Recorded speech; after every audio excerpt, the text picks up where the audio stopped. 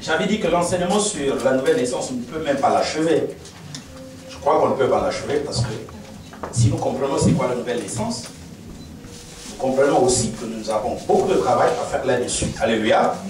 Mais dans les besoins de pouvoir faire mourir quelques-uns, il faudrait que nous nous arrêtions quand même quelque part. Je pense que le Seigneur nous donnera une autre grâce pour continuer dans d'autres occasions. Amen. Amen. Père des cieux, que tu guides ma langue et que tu guides le cœur qui va recevoir cette grâce. Et que tous, nous soyons unis dans l'unité de la foi et que nous puissions parvenir à la parfaite connaissance. Pour que la vraie vie nous soit fécondée par le Saint-Esprit. Au nom de Jésus. Amen. Amen. Je vais faire un petit commentaire sur le conseil du jour. Tu l'as déjà écrit? Je te donne un peu de temps pour l'écrire. Rapidement. Écris-le.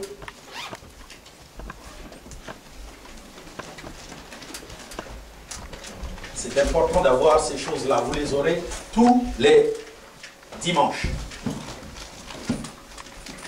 Tous les dimanches. Bien-aimé, tu as écrit pour toi? Ah, tu as écrit avant? Oui, pendant qu'on chantait, j'ai écrit.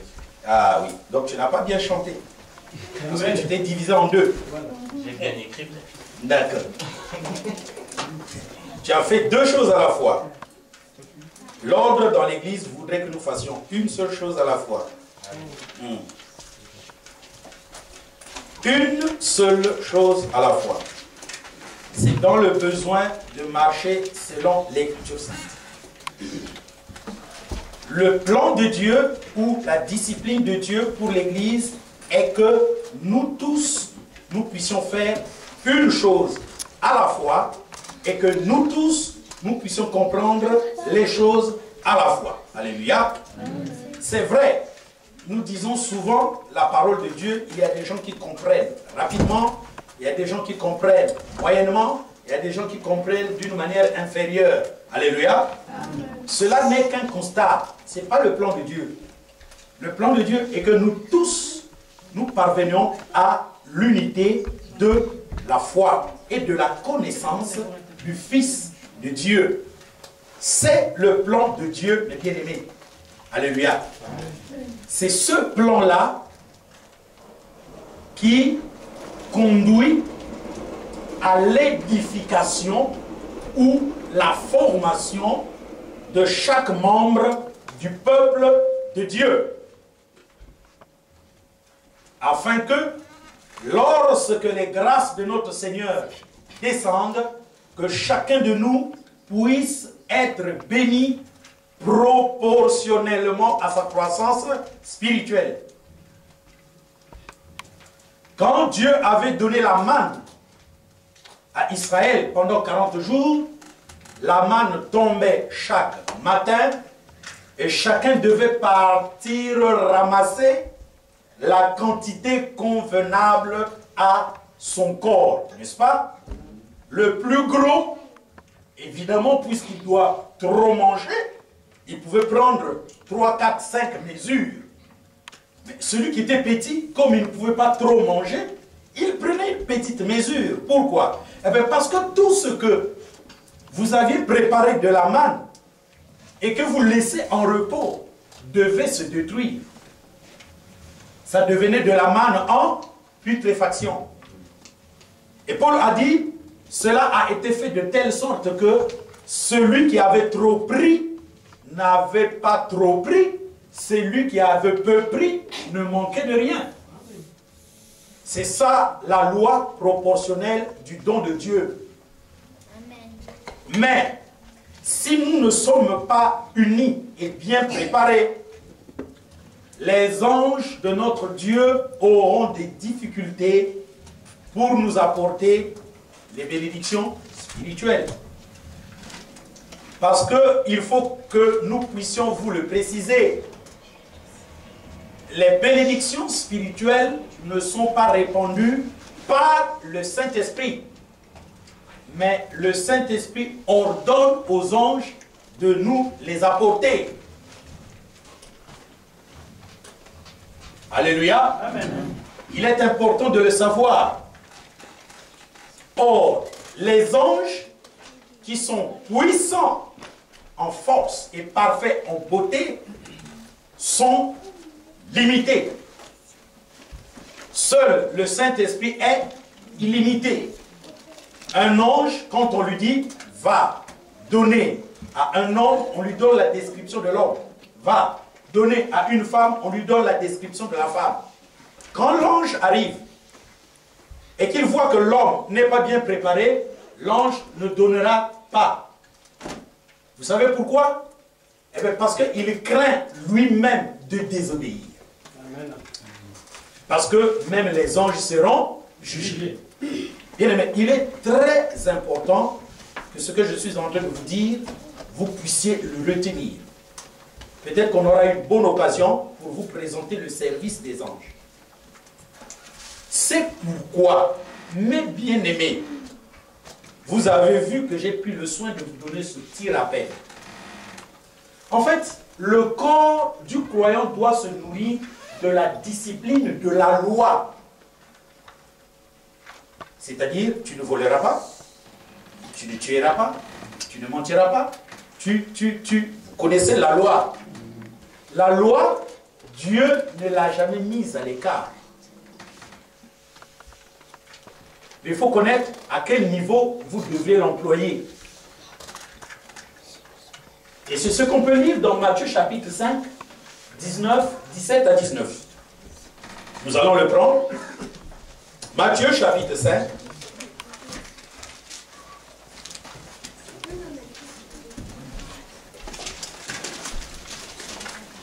Ne croyez pas que je sois venu abolir la loi et les prophètes. Je suis venu non pour abolir, mais pour accomplir. Car, je vous le dis en vérité, tant que le ciel et la terre ne passeront point, il ne disparaîtra pas de la loi un seul iota ou un seul trait de lettre, jusqu'à ce que tout soit arrivé. Conseil, celui donc qui supprimera l'un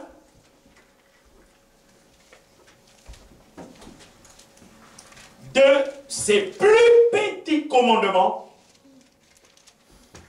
et qui enseignera aux hommes à faire de même sera appelé le plus petit dans le royaume des cieux. Le royaume des cieux, c'est l'Église. Amen. Quand la Bible dit le royaume des cieux, c'est l'Église. Quand la Bible dit le royaume de Dieu, c'est que Dieu est ici et il est roi. Dans tous les évangiles, dans les épîtres, lorsqu'on dit royaume des cieux, c'est l'Église. La royauté du Saint-Esprit, c'est dans l'Église. Est-ce que vous comprenez? C'est le Saint-Esprit qui est roi dans l'Église, n'est-ce pas? C'est ça qu'on appelle le royaume des cieux. Et nous attendons quoi? Le royaume de Dieu. C'est-à-dire quand Christ viendra régner ici. Quand on dit royaume de Dieu, ce n'est pas un royaume céleste. Au ciel, il n'y a pas besoin de royaume. Vous savez pourquoi? Parce qu'au ciel, il n'y a pas d'être humain.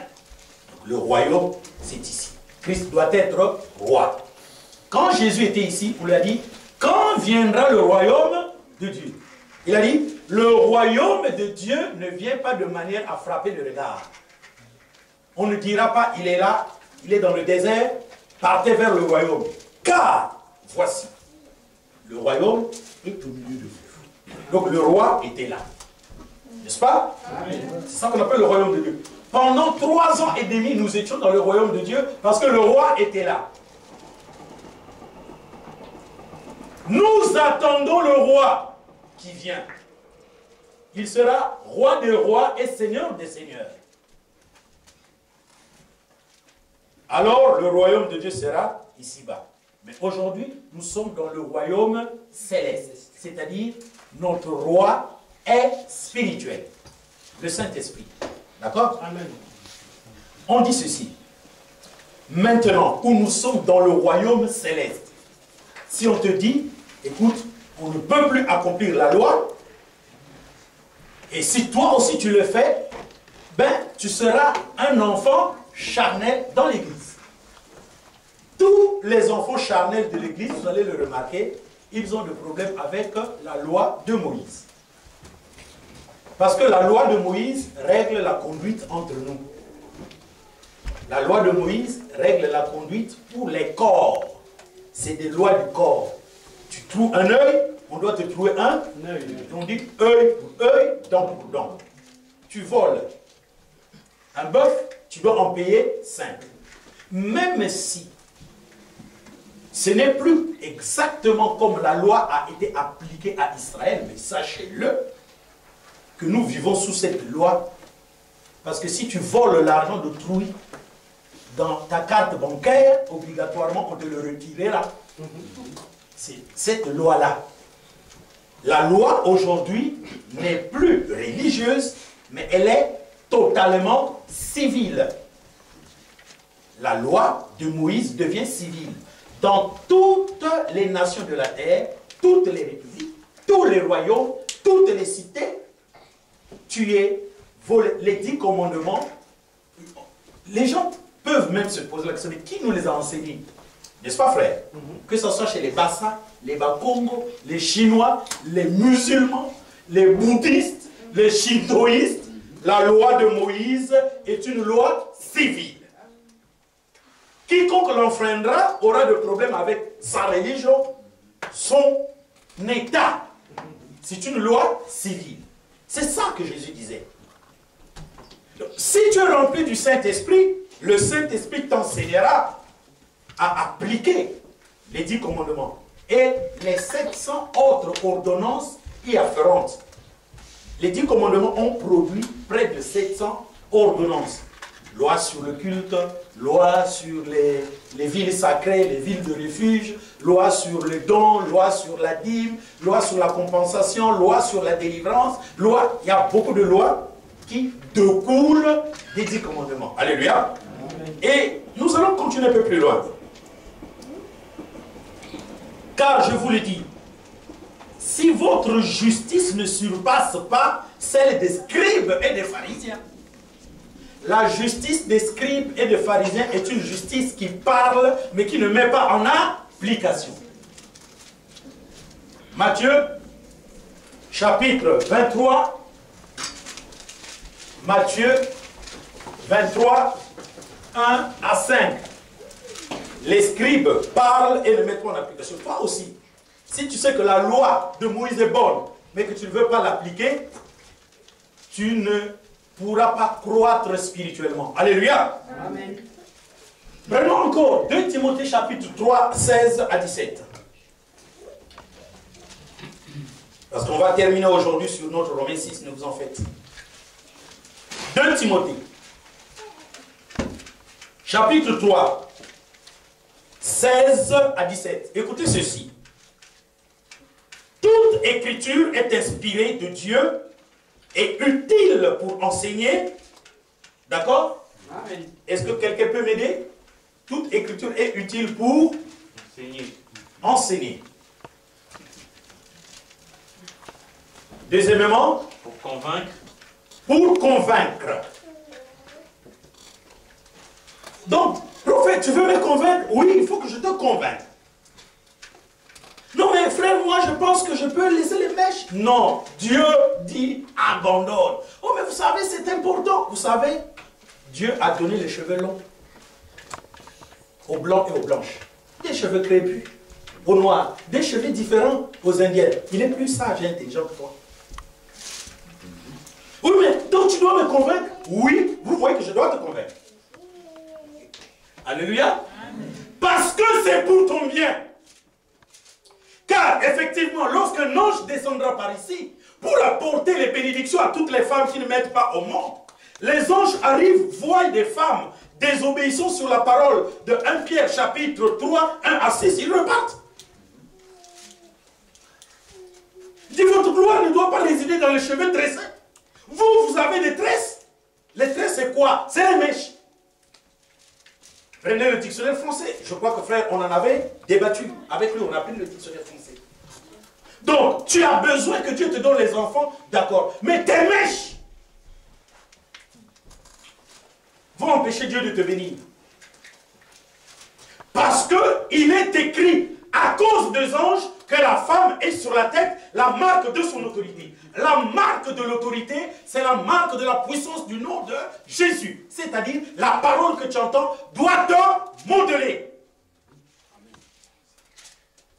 Un jour, le frère se moquait de moi. Mais quand Dieu vient te voir avec les pantalons swing qui collent au corps et qui font voir les parties sensibles, l'ange ne sera pas d'accord, il ne te donnera pas ta bénédiction. La femme que Dieu allait te donner, l'ange repart. Pourquoi? Mais parce que tu n'es pas un modèle de bénédiction pour le royaume de Dieu. Dieu ne peut pas te donner une belle femme quand tu le cherches parce que tu t'habilles mal. Tu es mondain. Frère, je sais que vous ne pouvez pas aimer, mais c'est comme ça que ça se passe. Et c'est pourquoi on peut prendre frère par frère, sœur par sœur, qui est coupable de ça. Vous verrez que dans tout ce que Dieu lui donne, il y a des sérieux problèmes. Dans tout ce que Dieu lui donne, il y a des sérieuses difficultés. Parce que vous n'êtes pas modelé par la parole de Dieu. Vous voulez ce que Dieu donne, mais il faudrait d'abord que Dieu vous modèle. Vous n'êtes pas modélé, vous n'êtes pas les fils et les filles de sa gloire, mais vous voulez de ses richesses. Vous êtes des escrocs spirituels et religieux. Alléluia. Mais c'est pour cela que vous n'êtes pas bénis.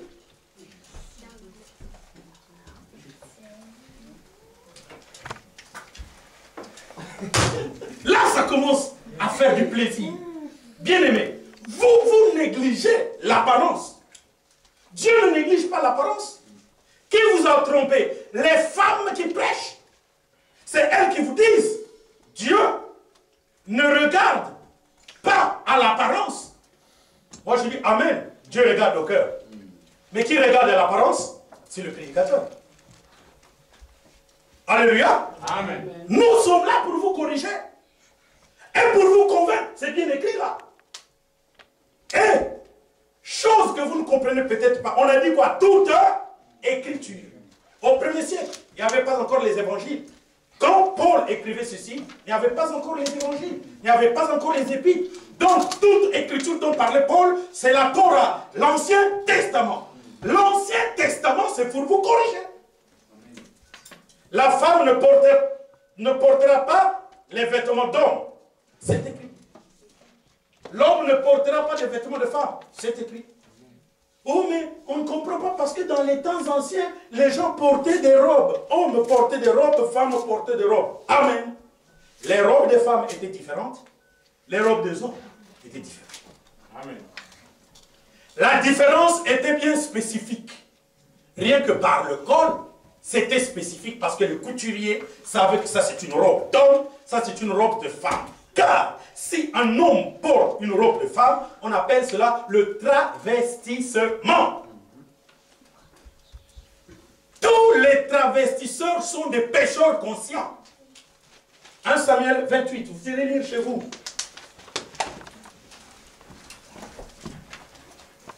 Pour que le roi Saoul aille consulter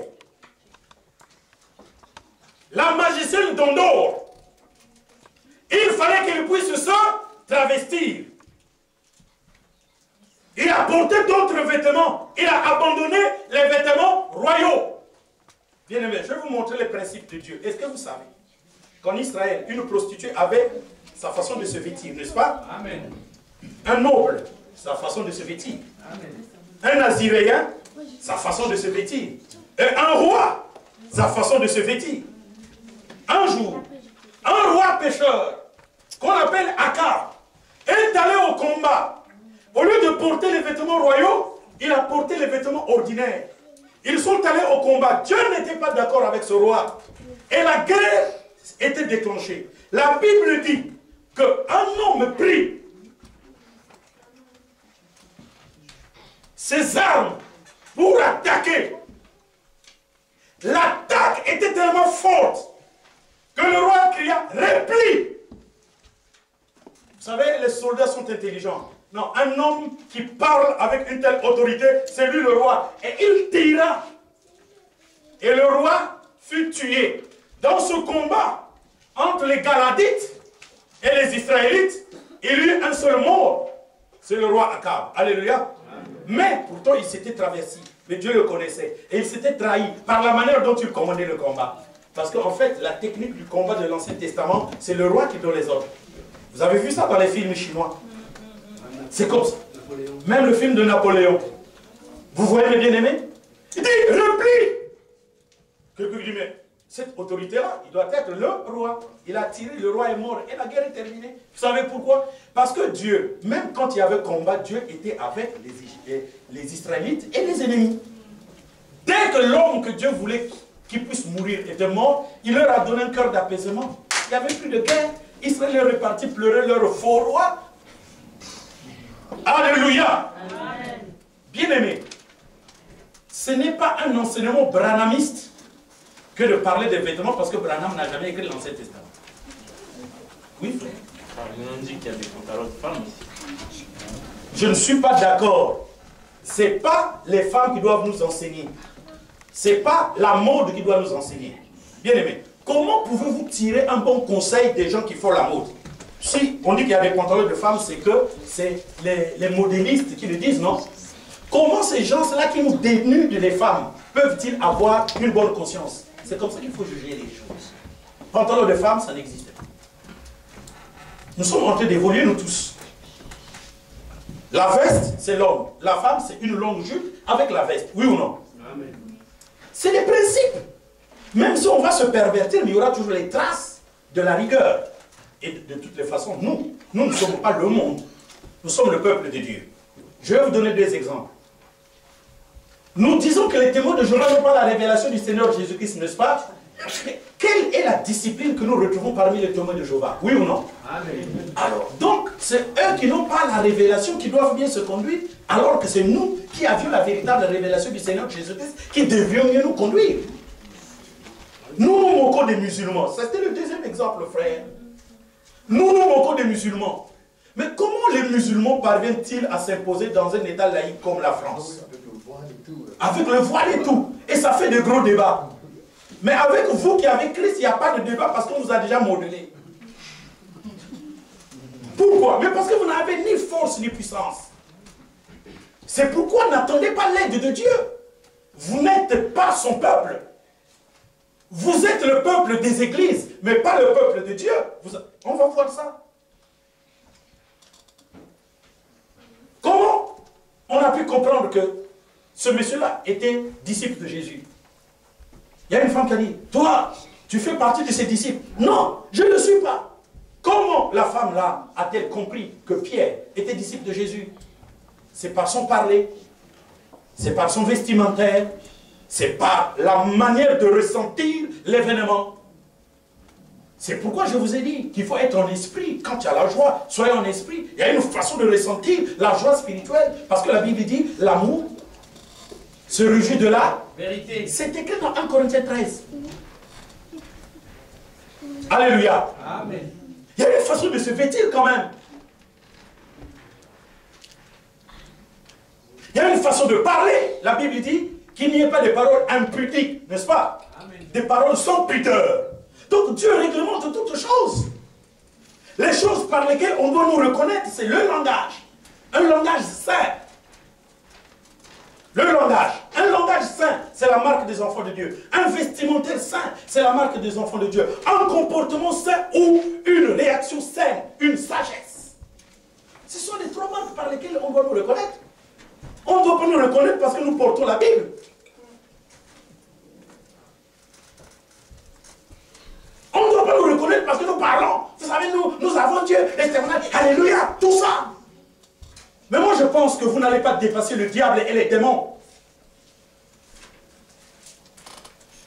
L'Église a même de problème de Trinité. Les démons n'ont pas un problème de Trinité. Amen. Le diable, quand il s'avance vers Jésus, il dit, si tu es le Fils de Dieu. Le diable savait qui est le Fils de Dieu. Vous ne connaissez même pas le Fils de Dieu. Parce que pour vous, le Fils de Dieu, c'est vos enfants que vous foutez avec vos femmes. La Bible, quand elle dit le Fils de Dieu, ça veut dire Dieu. L'empreinte de Dieu. Celui qui parle de Dieu. C'est pour ça que nous sommes des dieux. Mais quel genre de Dieu sommes-nous? Nous parlons comme le monde. Ah, remarquez dans l'Apocalypse. Prenez-nous Apocalypse chapitre 13. Je vais vous montrer quelque chose. Apocalypse 13. Mondo, prends-nous Apocalypse 13. Je vais te montrer là où tu vas commencer.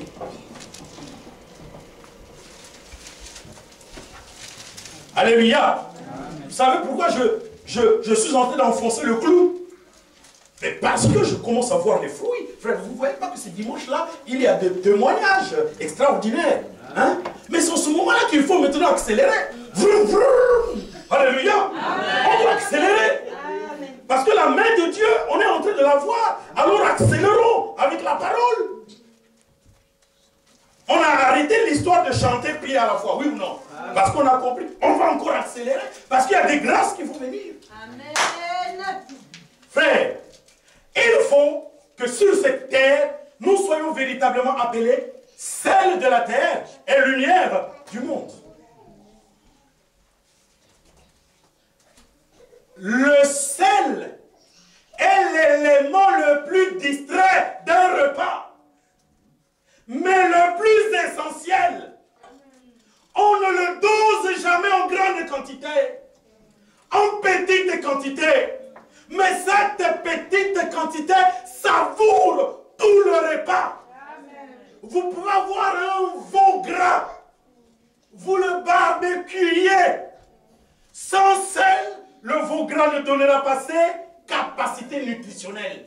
Mais un peu de sel, waouh, et le veau gras peut faire remuer les narines, le palais, le ventre. Alléluia. C'est ça que nous sommes. Nous, c'est ça qu'on doit être. Quand les gens vont se rendre compte que le monde est foutu, il faille qu'on dise, mais tel, c'est une fille de Dieu, un tel, c'est un fils de Dieu. Car en lui, on voit les marques du Saint-Esprit.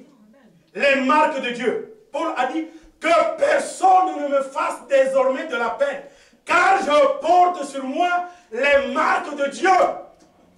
Et les marques de Dieu, ce n'était pas un tatouage où on a écrit Jésus-Christ sur le corps. Si tu tatoues sur ton corps Jésus-Christ est Seigneur, tu envies tout simplement le footballeur Eden Hazard qui met son tatouage. Toi, comme tu ne peux pas mettre un tatouage du décès d'un faucon, tu mets Jésus-Christ est Seigneur. Que tu mettes j'aime Jésus, que tu mettes un aigle, c'est le tatouage, c'est charnel. Amen. Ben oui, tu ne vas pas te tromper, Jésus n'a pas dit tatouez-moi. La Bible dit, ils seront marqués du Saint-Esprit. Quand on est marqué du Saint-Esprit, on devient celle de la terre et lumière du monde. Amen. Les gens vont chercher Jésus, ils vont voir Jésus par vous, ils vont chercher le Saint-Esprit, ils vont le goûter par votre présence.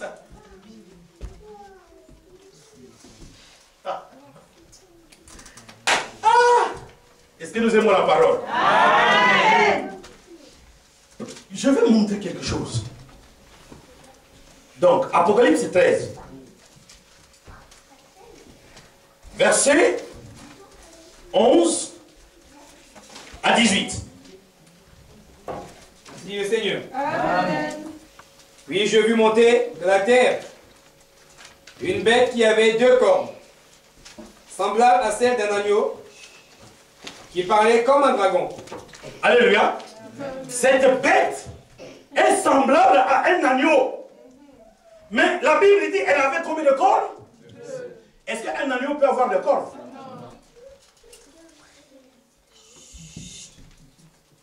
Alléluia.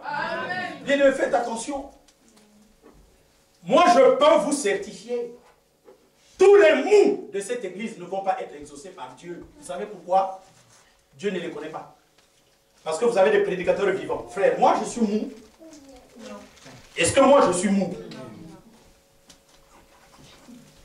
Mais vous, pourquoi vous êtes mou? Donc la parole ne passe pas. La parole ne passe pas. Oh non, mais moi je suis mou, je suis timide de nature. Tu es timide de nature? Sors de notre église, tu fais quoi ici? Oh, mais donc frère, tu vas nous changer. C'est pas moi qui vais te changer. Tu es entré dans le peuple de Dieu, non? Est-ce que c'est un esprit de timidité que Dieu nous a donné? Non.